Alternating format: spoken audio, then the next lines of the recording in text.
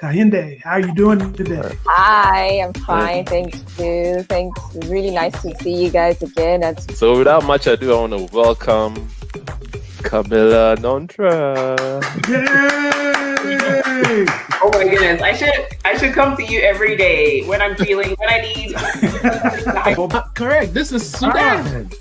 Wow. Sudan. Believe it or not, Sudan has more pyramids than Egypt. Interesting. Begin to think in a Pan-African way, because they now see that their conditions are not just about that local space, but the condition is linked to all of the other. Hello. Welcome to the Pan-Africana show. Good afternoon, wherever you are in this country, or good morning if you live in Hawaii. I should believe someone.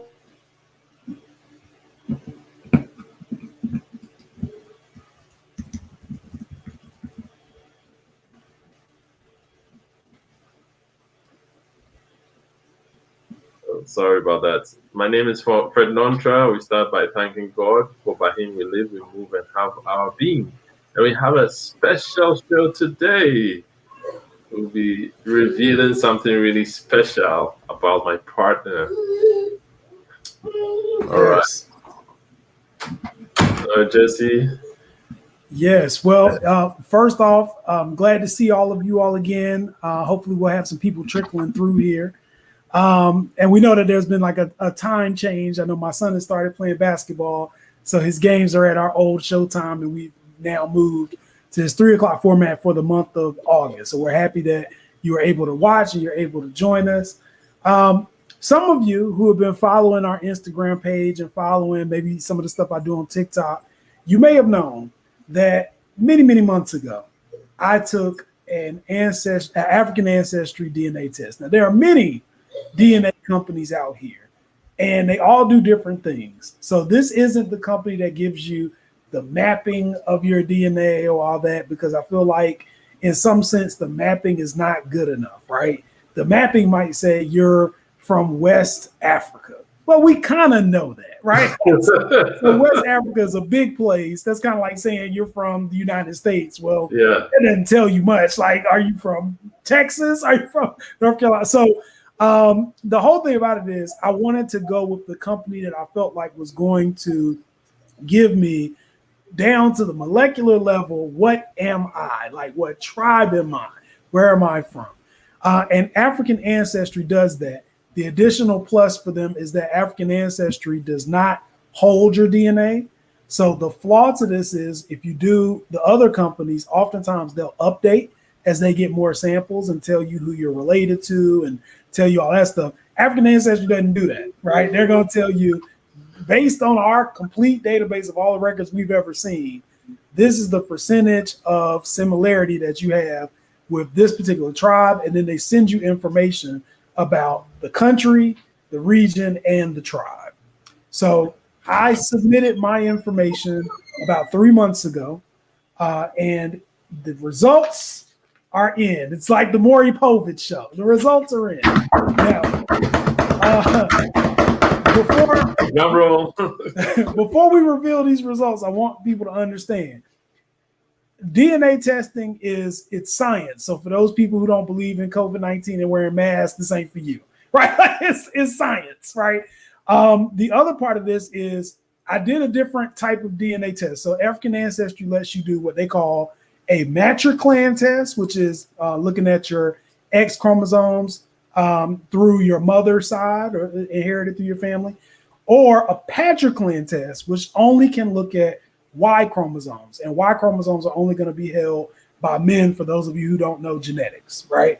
So my mom has already done ancestry tests for her side. I'm pretty confident with what she has, and she's got a great, wonderful blend of Nigerian, Ghanaian, Togo, Benin, and then of course European, because slavery and all that. But I don't know much about my father. I've met him twice in life. Had a phone conversation with him probably a year ago, but that's about it. So I don't know his people, I don't know his family, I don't know anything. So I wanted to know from my father's side, I did the Patrick test to see my Y chromosome lineage and was quite impressed with what I found.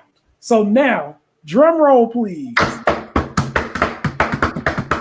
I am proud to present that I am Nigerian, and they said 99.4% Nigerian, but more specifically, I am of the Yoruba tribe. So the Yoruba tribe, 99.4%, and of course, there's some degree of, a marginal error, but at 99.4%, we're talking 100%. This is unfiltered. So now that I've got these results, first off, I shared, for those who hadn't seen, I shared it on TikTok. I shared with all the friends that we've talked to on this show from Nigeria, because I'm trying to see where my connections are. And I've gotten a lot of great feedback, a lot of new friends on Facebook, a lot of new connections, people telling me about meetings that I need to attend. Yes, so I am excited about it. And I've also been reading this book, The Portuguese in West Africa. Let me see if I can. It's from Malin Nuit, and it is just talking about. What is it? The Portuguese in West Africa? The Portuguese in West Africa, 1415 to 1670. Sure. Okay. And it's just a collection of letters that were written by colonizers from Portugal who went into Africa and were reporting back to the monarchy about what they saw, what was happening, and some of the events that they were doing, including the beginning of the slave trade, what will ultimately become the slave trade. So it's a very eye-opening thing. Right now, I'm just at a point where they're talking about initial interactions with Nigerians, and apparently the interactions didn't go well for them initially. So I'm very happy to see that people were fighting back against colonization and against the kidnapping of women and children. But at the same time, this is the history that we don't get in America about what was going on the other side when the slave trade started. So, Stephanie, how you doing? We cousins. Okay, welcome to the fact. We cousins.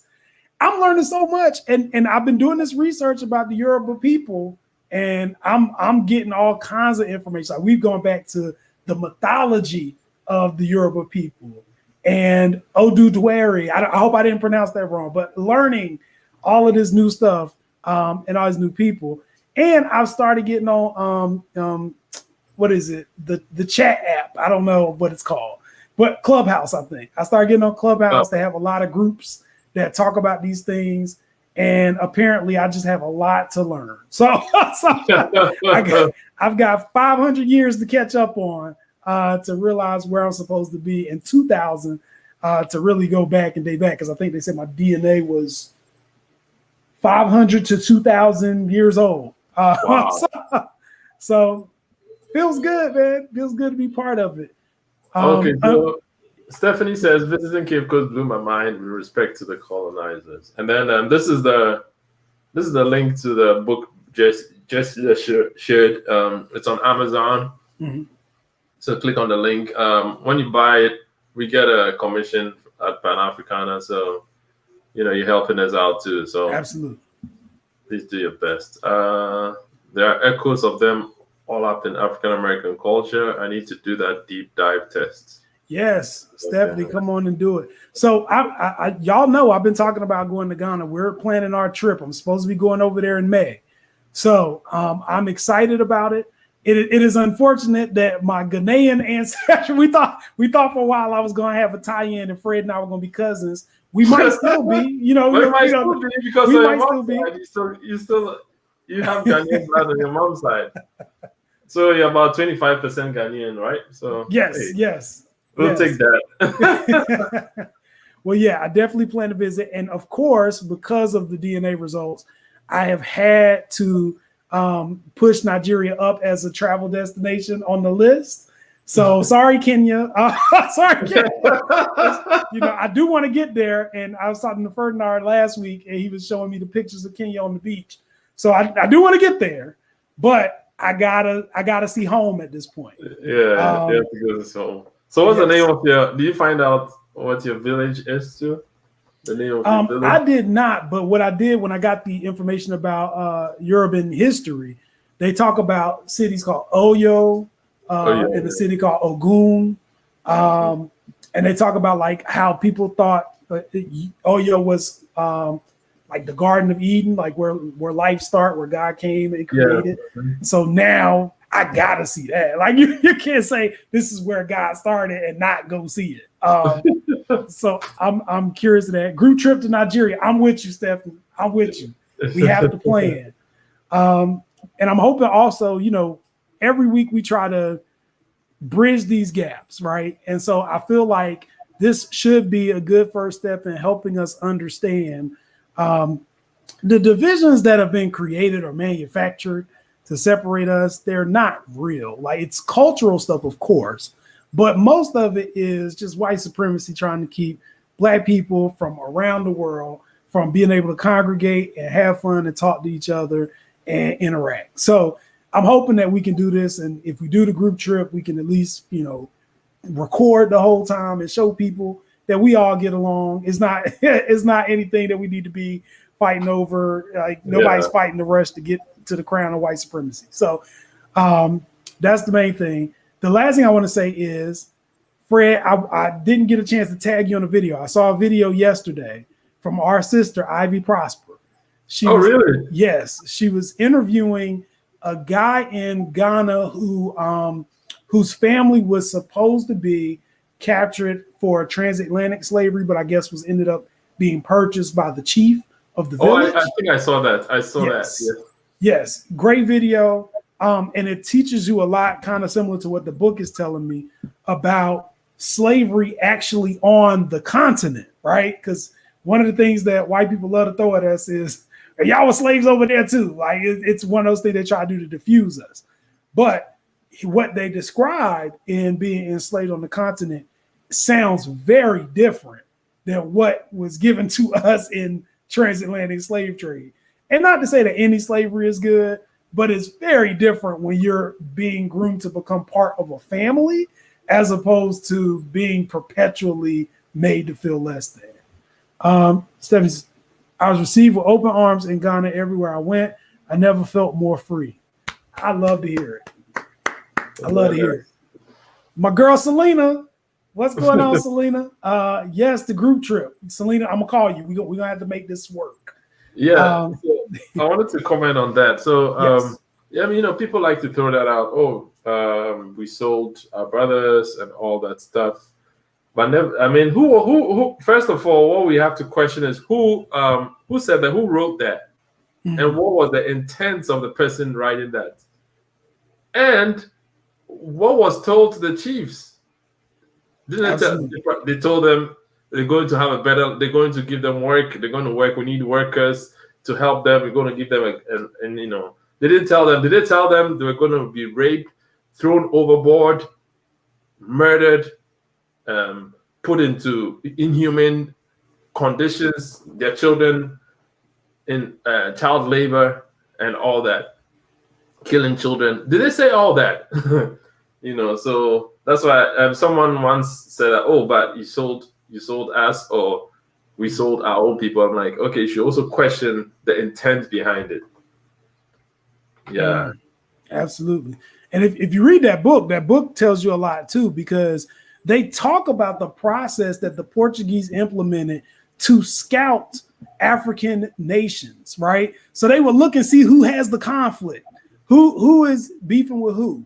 And they would go into a rival group and say, hey, we can give you guns, we can give you stuff, and you can win this war in exchange for you giving us the people that you were going to capture anyway, right? So there's no concept of, transatlantic slavery until it happens. On top of that, I am thoroughly impressed every time I read about, one, the will and drive of communities of people who largely don't know each other. But when they realized that white people were just riding around the coastline in Africa, stealing kids and stealing women when the men weren't around, then people came together who weren't even part of the same tribe and started fighting and repelling and winning in large part to curtail the slave trade. So most of the people who became involved in it, at least from what I've read so far, were people who at that point had been outcasted or exiled from their communities anyway. And this was their way of coming back in to take people and get some sort of status that they had already lost. So there's that. There's also a lot of documentation in here about the Portuguese observers who sit here and tell the king about the atrocities that are going on with Black people. What we hear over here all the time is, hey, that's just the way it was. Nobody knew that it was wrong. It was just the way of living. But what you see is the people, when folks are starting to get snatched up, there are people who are telling Portuguese monarchy, like, these people are crying. Like, these people aren't happy. We're torturing these people.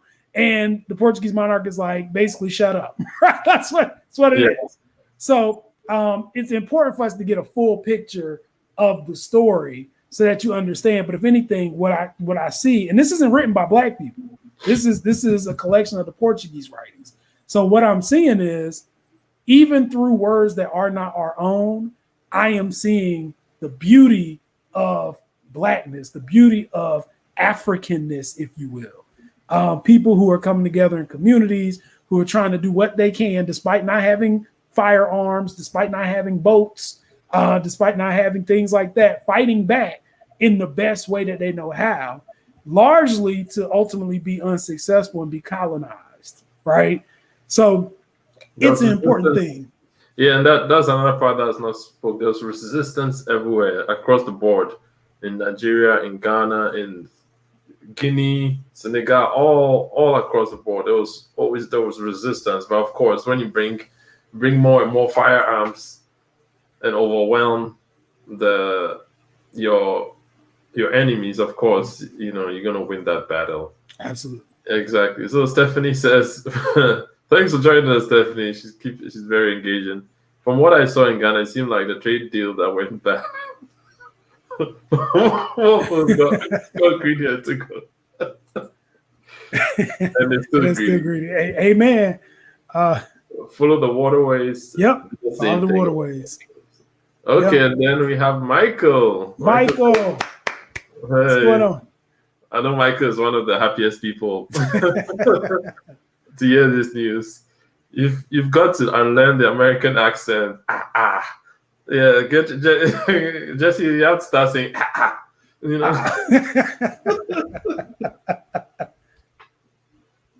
You've got to unlearn the American accent and embrace the Yoruba accent. By the way, Yorubas are mainly found in Oyo, Osun, Ogun, Ondo, and Lagos states of Nigeria. Also in Benin Republic, Togo, Brazil, etc. Yorubas constitute at least 15.5% of the Nigerian population. Yes. He made a very good point.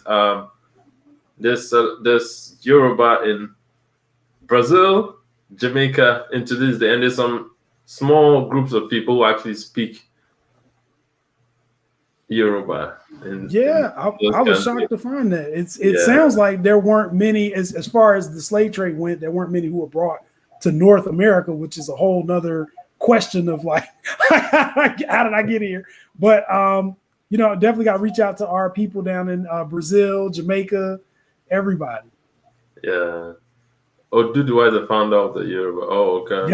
Yep. We're reading about it. Yeah, it sounds familiar.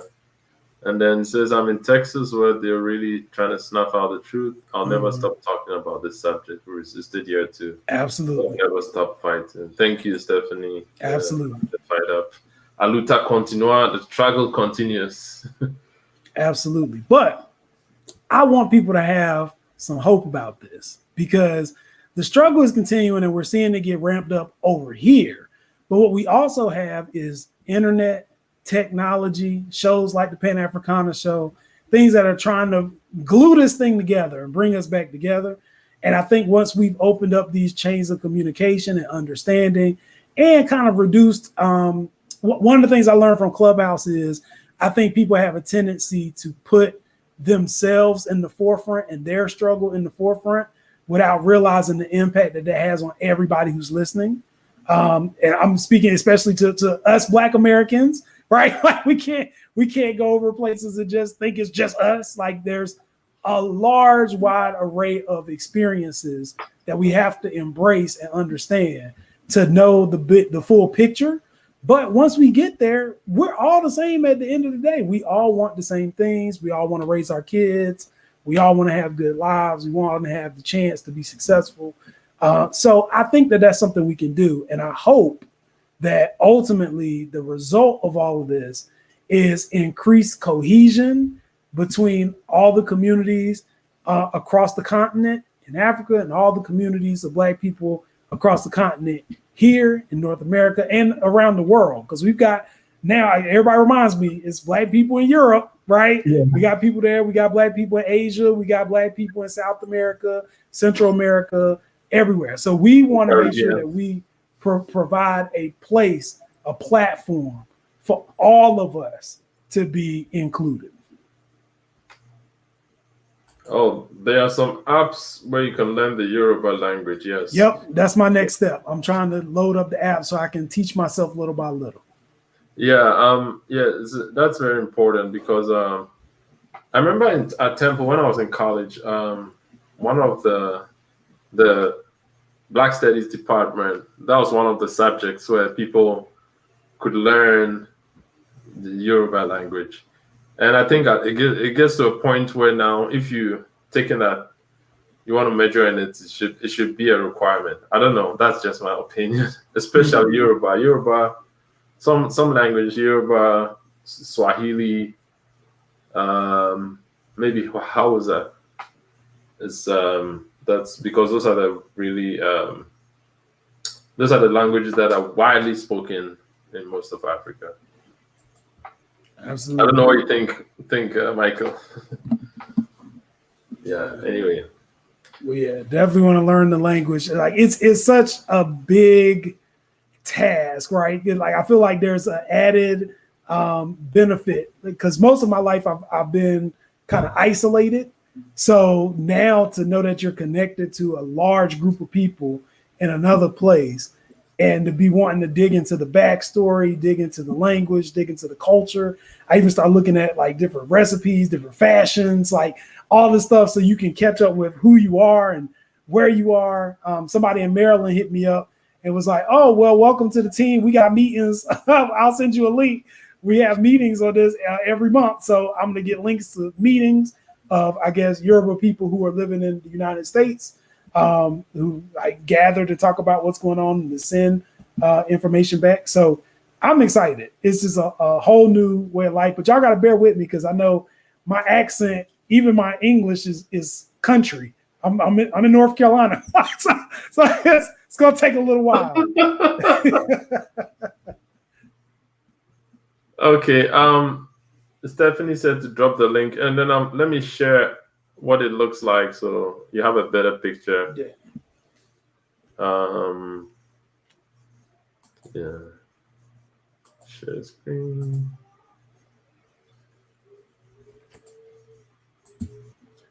It's a good book. You might have to take Can you breaks see my in between screen? chapters. Can you see my screen? Yes. Okay. So this is it, Stephanie. You can actually just try the book for free, so you can read some chapters for free, and then buy used or buy new. I mean, used books are just as good. Mm-hmm. Yeah, it's the knowledge that counts. Absolutely. Right. But yeah, do take breaks between chapters because if you try to read it all through, it can be difficult. It get difficult. Yeah. Yeah, I can imagine. Wow. Oh, that's definitely on my read list. Yeah, I definitely love. Been a history buff for a long time. You know, it's good to learn history because we know what not to repeat in the future, the mistakes not to repeat in the future.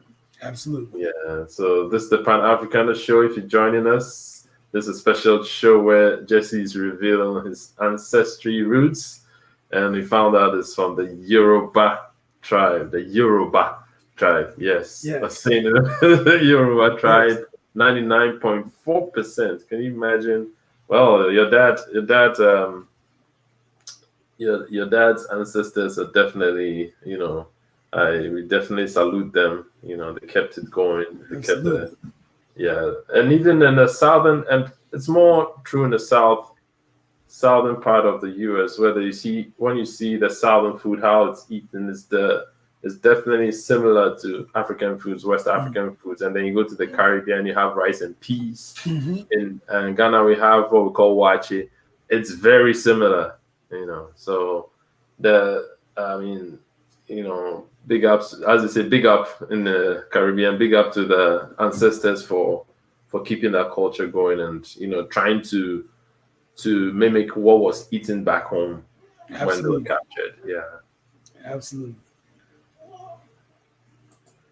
This is watch High on the Hog. Oh yeah, I love that show. High on the Hog is great. Have you had a chance to see it yet, Fred? No, I haven't. Wow, I have to. Oh yeah, you gotta watch it. It's on Netflix. It's a black chef who's going through the culinary traditions of people largely in the South, like enslaved people.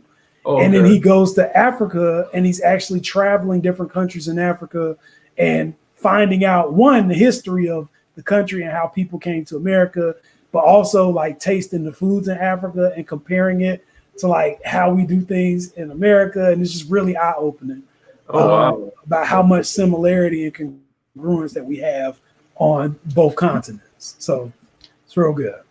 Oh, okay. Cool. I'll definitely put it on my to watch list, and then reading. I have definitely keep myself busy. Absolutely. Yeah, and I can't wait for the trips. The trip to Nigeria, I'll add myself to that because I consider, like I've told Jesse and I told Michael, I consider Nigeria to my second home because in my formative years, my dad worked in Nigeria, so we used to go there quite a bit. Every break. Whereas summer break, Christmas break, we went there when I lived in Ghana. We'll go to Nigeria, spend some time there, and love the place. So absolutely. That's what I knew. I consider second home. And then there's we're very similar in West Africa. Like there's a lot of migration, and a lot of us in West Africa are similar. The only difference was that there was the French West Africa, Togo, Ivory Coast, Benin. And then Senegal, Guinea, and there's one more I'm forgetting. There's a lot more French West African than English West African. So French colonized a lot of the West Africa. But if you look at the English West Africa, like in Ghana, Nigeria, we're very similar.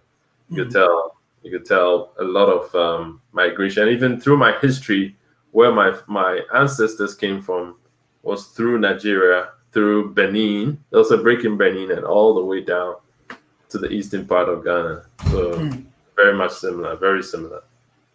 Absolutely.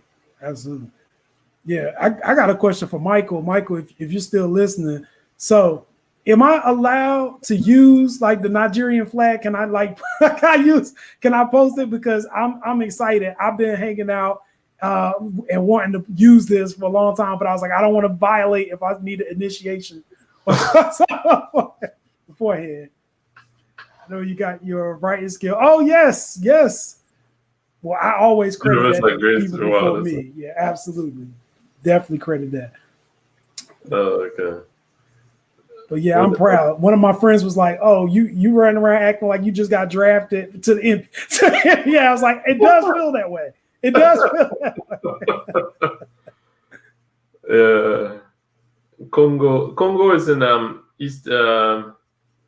Congo is all the way east, like it's like Central Eastern Africa, in the middle zone. So there's Congo, called Congo Brazzaville, and then there's Democratic Republic of Congo, which formerly was the Zaire.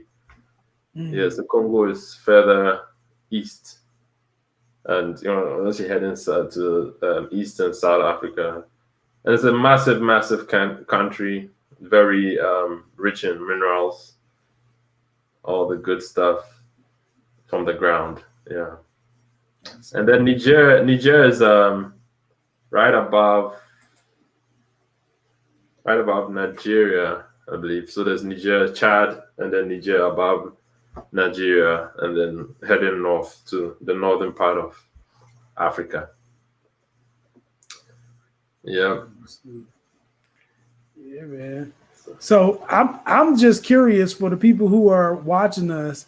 Have any of you done ancestry tests? Did you find out anything that you didn't know? I think sometimes you can have an idea, like we all know that we're West African at the root, but we don't know kind of where in West Africa we're from. So I think the people that I know who've done this largely are getting Nigeria, Senegal, Ghana.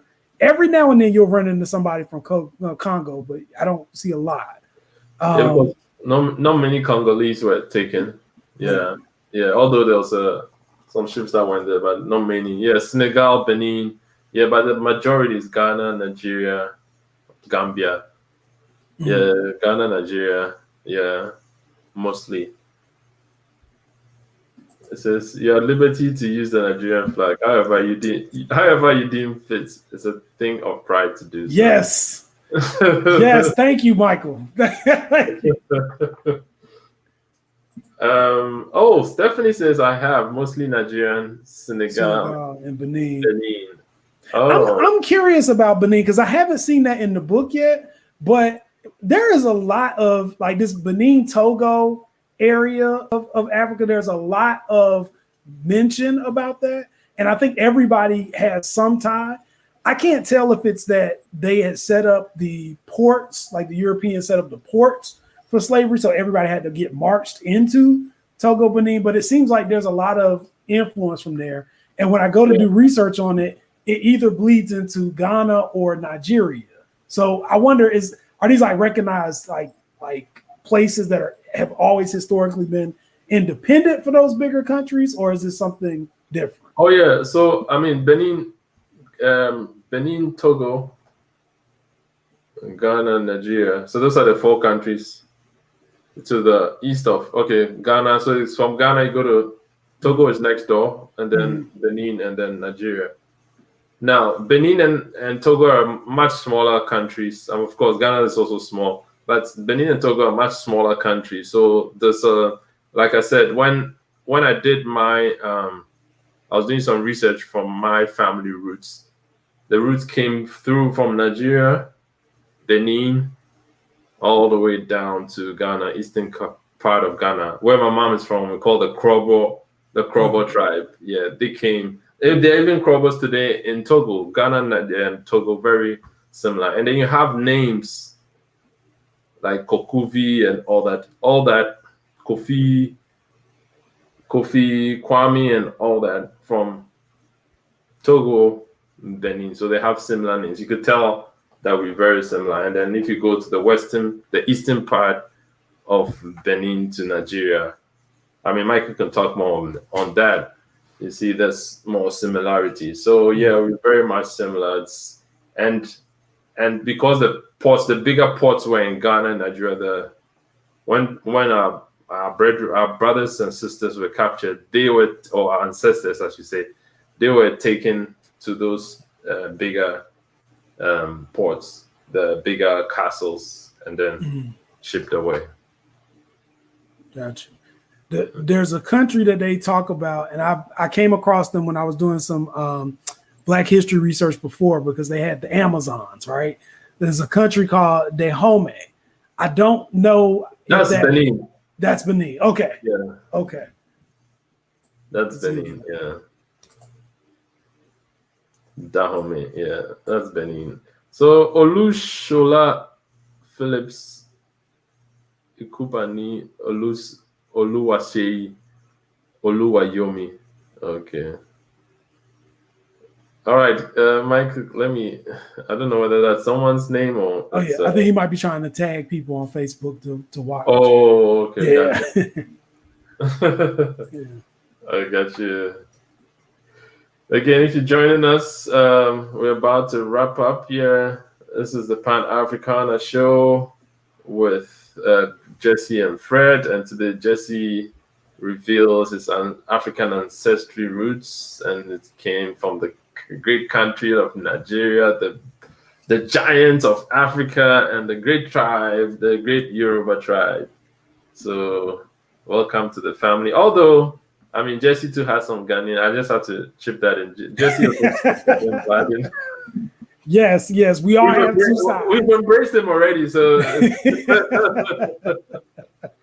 yeah. He also has some Ghanaian blood in there, although it's much smaller. So, but we'll still take it. He's still, just like you said, the one drop rule. We'll still once you have any Ghanaian blood in there, you're still Ghanaian. So you Ghanaian, we'll take that. Yes, I just want some jollof recipe.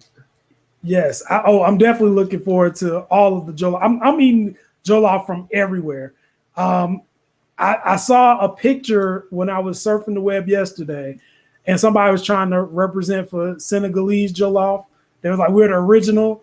And I saw the picture, and I'm not gonna lie, I was drooling on the picture because it looked delicious. It wasn't a lot of rice. It was more so like vegetables. It looked almost like a beef stew. Like it was more so vegetables and meat, very little rice. But I was like, man, everybody else I've seen is all delicious. So I have to sit down and just start finding places that have them. Or if I don't find them while I'm on travel there, I want to make sure that I get some. And Kelly Whalen. Somebody from Kelly Whalen. Everybody loves Kelly Whalen. Yeah, everybody loves Kelly Whalen. Yeah, it's so much in Ghana and Kelly Whalen. Yeah, definitely. That's a good combination. The jollof is the main dish, and then Kelly Whalen is the side dish. Michael says, "Have you heard of trade by barter? This is a form of trade. This is a form of trading that allows our sisters to travel from one place to the other, trading items they didn't need for items they needed. This form of trading through all the so-called slave trade, as some of our people were abducted in the course of this trade." I had not heard about that. Michael, could you drop a book about that? I know we'd love to. So if you go, if you don't find it now, maybe you could tag us on Facebook later on, like you do sometimes. We'd definitely like to look into that. Yeah, that's interesting. I know there was a lot of barter trade that went on, and and I didn't know. That's interesting that you made that connection from that to slave trade. Very interesting. Something I'd like to read more on. And Michael sent me another great book that I've got to order this weekend. It's called The History of the Yorubas. I don't know if you can see this on my phone.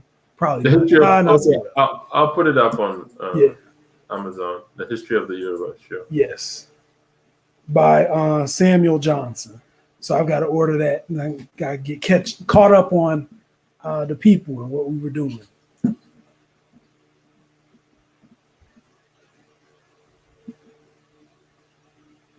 Thank you, Michael, for the recommendation, by the way.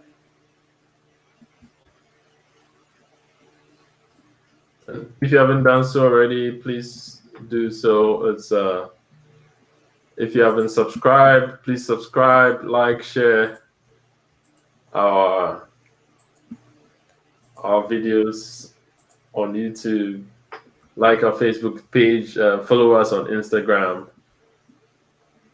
And you get to meet all these great people like Michael, Stephanie, myself, and Jesse. Yes. And there are many others. So that's the book, the history of the Yoruba people. And let me share what it looks like. Oh, I'm already sharing my screen. It says I can't share more than 2. Let's see.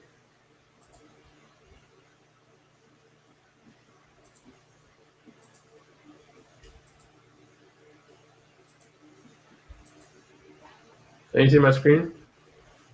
Yep. Yeah, so this is it.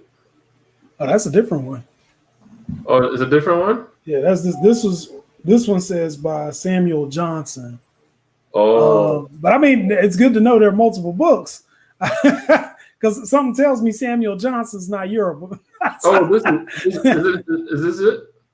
I think that's it. From the earliest times to the beginning of British Protectorate. Is that it? Yeah, that's the title. Oh, okay. Yeah.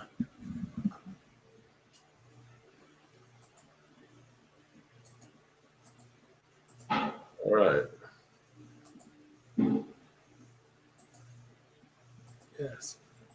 So, So, all right. new So link. that's the link for. Share the link. That's the link for the history of the Yoruba people. Read it and tell us what you think, and you can also join us here. So, Stephanie, come join us and share your experience. Yes, please. AfricanAncestry.com. Come and also we can have a bigger discussion on unifying, bridging that gap. Yeah, so we'll do. Sure. Yes, We're gonna hold you to that. yes. Please reach out. So we have to line up guests for the shows that we have coming up. We would love to have you on.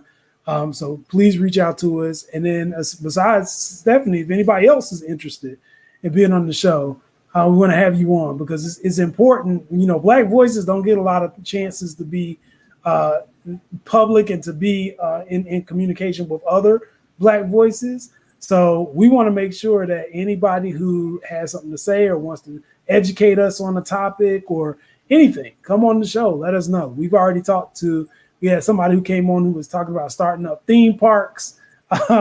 We had somebody who came on the show who was talking about their social media presence and things that are going on in South Africa. So, I mean, we love to hear about what's going on. We love to be able to tag team and support across the board, no matter what continent you are on right now. We want to make sure that your voice is heard and that you're part of this.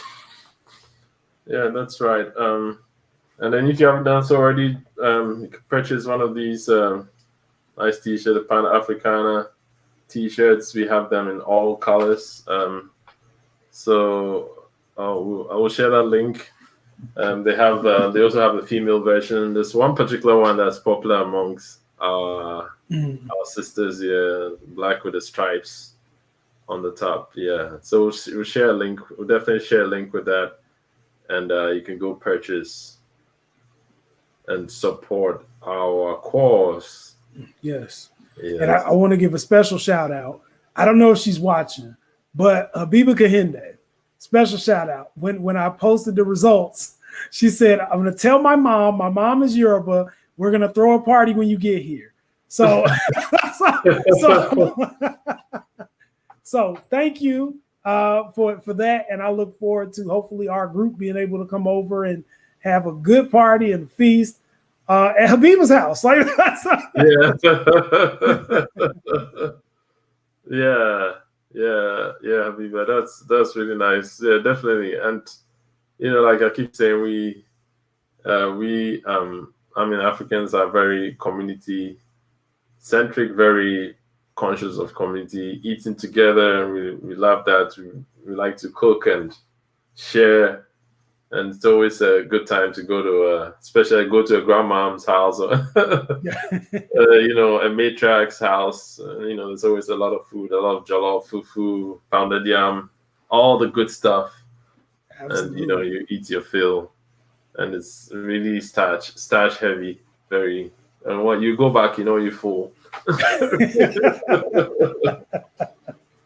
Yeah, and a lot of this is fresh. It's not. Yes. There's not a lot of processed stuff in there. Yes.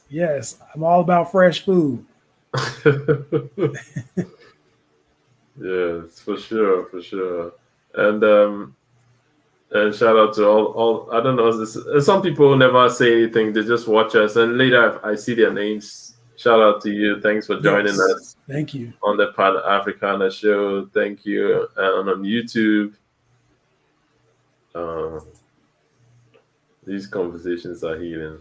Absolutely. Stephanie, you took the words right out of my mouth. This is what we need. And I say this as someone who also TikToks and realizes that there are young people who are watching us and young people in our respective continents and countries who don't necessarily understand our vision yet, and are still being engulfed in diaspora wars. And I hate to be the old guy that's always like, hey, you guys, stop fighting, let's come together. But we need to do that. It's our responsibility to do that because we have so much richness and greatness in our ancestry and in our unity.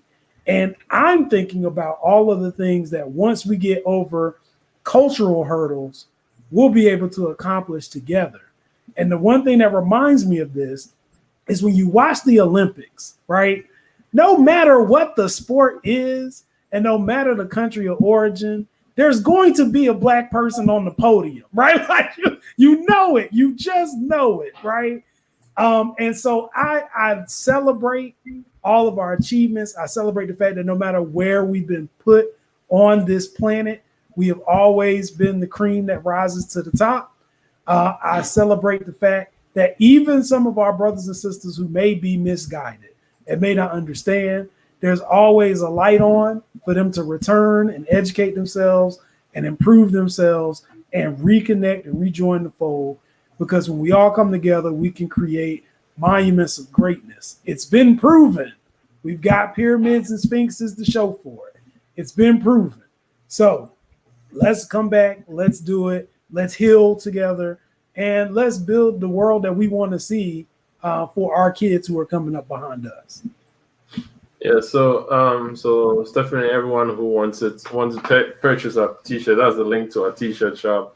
You can go there, you can get the female version or the male version, the different sizes. You can even get sweaters, hoodies, because winter will be coming in a few months too. Yes. So you can get that. And shout out to all our Olympic heroes, Alex and Felix. She got her 11th or 12th medal today, the 4x100. Past Carl Lewis, yes. 400, and Shawnee Miller from Bahamas. Yes. Yes. That sister was fast. Yeah, she was. The Jamaican quartet team, they won the gold, and the women. Yes. Yeah. Well, just Jamaica across the board. Y'all always get special shout outs. Sherry Ann Fraser Price, like all of y'all. Yes. What you said last time, the sister from Ivory Coast. Oh, Marie Talou. Yes. Yes. I feel so bad for her because she's always so close. Always so close. But I want to celebrate her. Maybe we'll just have a show where we just have all about her. She needs some honors and some respect. Yeah, but she did win. She did win 2 silvers at the World Championship last year. Yeah, but I wanted an Olympic gold for her. She's very good. She's really fast. It just happens that sometimes she posts better times in the heats and the semis than in the final. Mm-hmm. I don't know whether it could be different things, tension and all that, but we were really proud of her. Among the 7 billion people in the world, she's the top 4, and that's really special. She's a special somebody. If no one celebrates her, we celebrating her. Yeah, absolutely, definitely, absolutely. And your Ghanaian boxer who got his medal. Yes. Mr. Techi, shout out to Techi. He won a bronze for Ghana, and that's the first. We haven't won a medal in 29 years, so that's definitely special. Yeah, and he put up a fight. He didn't just settle.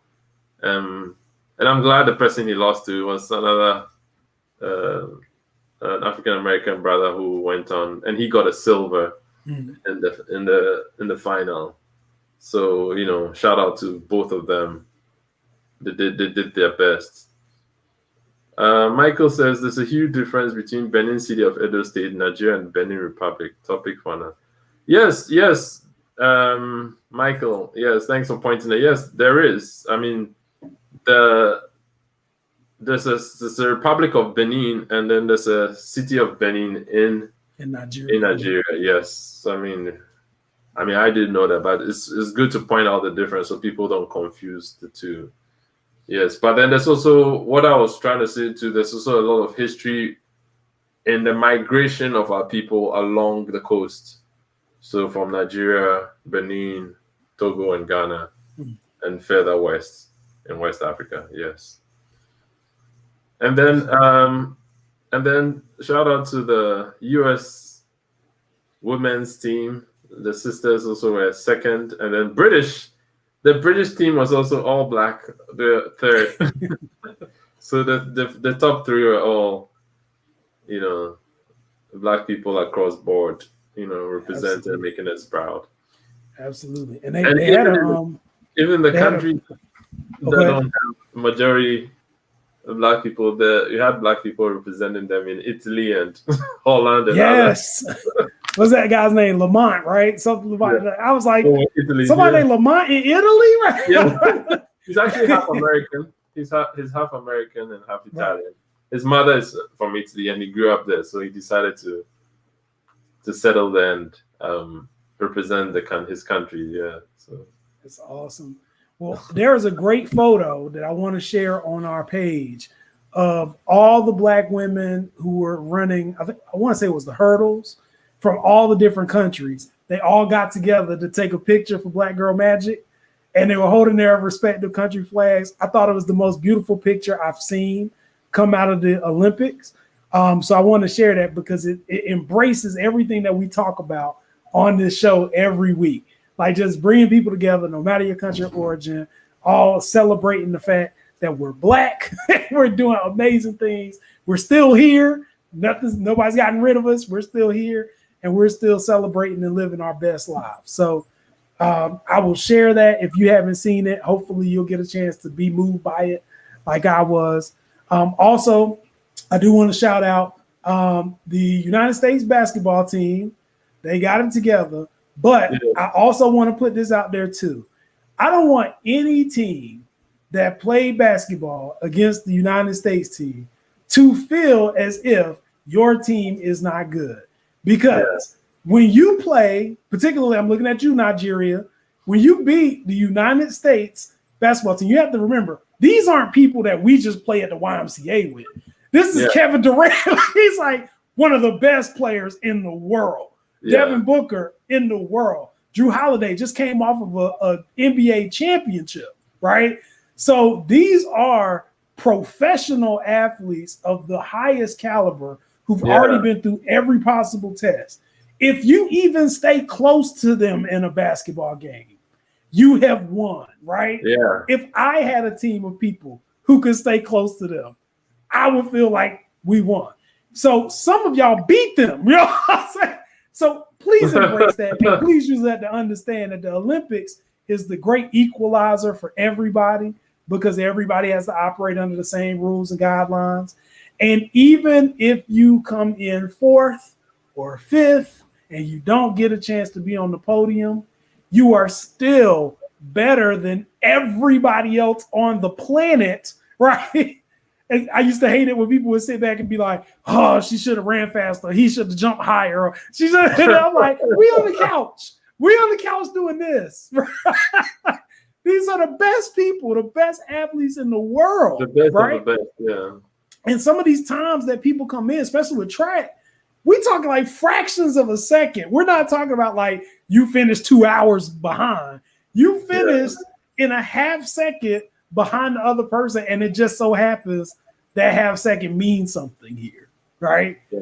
So I celebrate all black athletes all over the world, wherever you come from. If you went to the Olympics, if any of y'all know any of those athletes and they want to be on the show, send us a message. Let us know because I'd be happy to talk to an Olympian about what it takes to go to the Olympics. Okay. So I'm going to track down. The Techi guy who won. Yes. We're going to track him down and see if we can have him on. And I want a big shout out. Thank you very much, Stephanie. She bought a shirt. I just got a notification. Yes. Thank you, Stephanie. Yes. Thank you for supporting. And I think we have to get Michael one. He can purchase this. We have to get one and ship it over to Nigeria. So. Yes. Like, let us know the best way to get that to you. You've been a fan of the show, and you definitely deserve it. So just contact us offline and let us know how we can get in touch with you. And Actually, Michael, I actually have Michael's number. Yeah, we can even call him. All right. So thanks for joining us this Saturday. Have a good weekend. Thanks for spending this hour with us. It means a lot to us. We don't take it for granted. We cherish you. We love you so much. And have a great weekend. And know that you're the best. And wherever you go and dominate. Yes, good job, Stephanie. All right. So take care. Bye.